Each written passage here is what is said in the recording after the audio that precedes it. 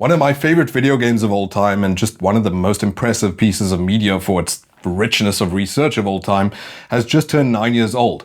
Metal Gear Solid 5 The Phantom Pain, or Metal Gear Solid V, even after all these years, even after nearly a decade, as a pop cultural item that's trying to wrestle with the idea of imperialism, it goes leaps and bounds compared to the superhero schlock that we see, the grey, red, white, and blue of Call of Duty, etc., where one of the more richly researched things about it are what you might call Easter eggs in the game. And they're not just Easter eggs as little notes and winks of, oh, remember this? Oh, you feel so clever because you caught this, etc., etc. And yeah, it can stroke your ego that way too. But it has so much to it in the way of what one might just call Easter eggs, which actually come into play of its entire thesis about imperialism as a whole. I'm not going to get into that. All I want to do today is say that I think I caught another one of these little things in light of the recent events in the Sahel of African nations kicking France out in all its forms.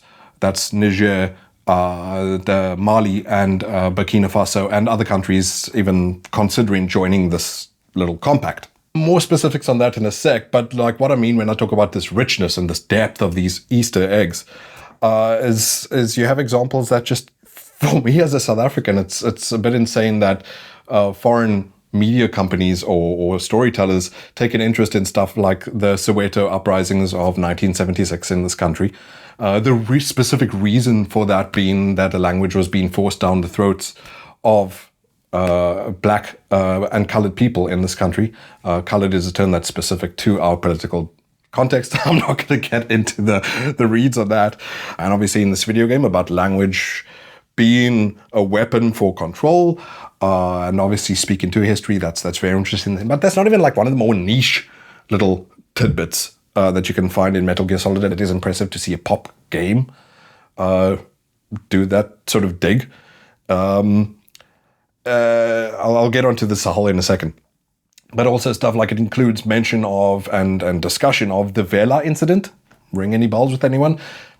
Probably not, no. Because even to a lot of historians to this day, it's a bit of a mystery. But I think some of the consensus is that the Vela incident was this mysterious satellite called Flash. I think the satellite was called Vela in the far south of the Indian Ocean, where it's presumed that, not insanely, because of other things, like I think it was called Operation Chalet, which I'll explain in a second, that Israel was working with the South African apartheid government. Should be no mystery to anyone, since the United Nations and all sorts of other countries were like, please stop dealing with them. They're the bad guys. Where it was believed that a nuclear weapon was tested between these two countries at the zenith of apartheid. Project Chalet, well, that was the idea of Israel wanting to sell nuclear vehicles, which is to say missiles, to South Africa for warheads. Another discussion. Aside from Vela, the other interesting thing is they really do speak, I don't know if they mention it by name, about Project Coast in South Africa. This is where the white minority government in apartheid South Africa wanted to develop a sterilization program against people of color in this country to eliminate us like you're culling animals. And that's really, again, that's discussed in the game. And it's more importantly, not just as a little, hey, wink and nod, did you see that we did our homework?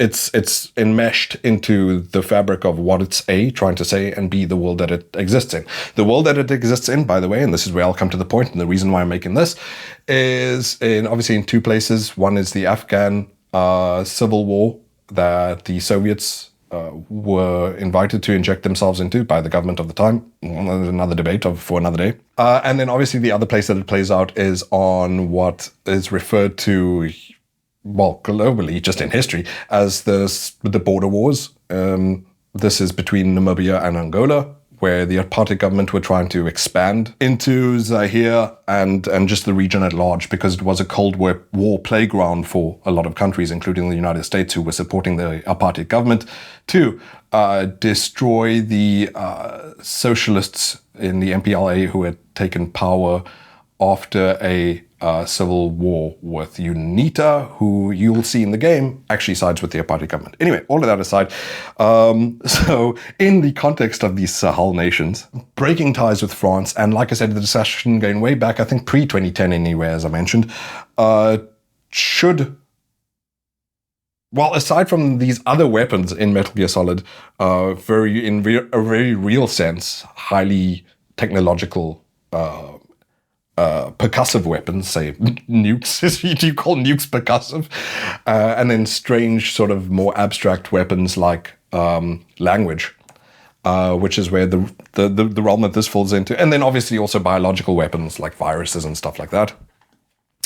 I don't know if there is a wink and a nod, an allusion to the existence of another weapon that France uses to this day in Africa, which is the West African and Central African franc, or French franc.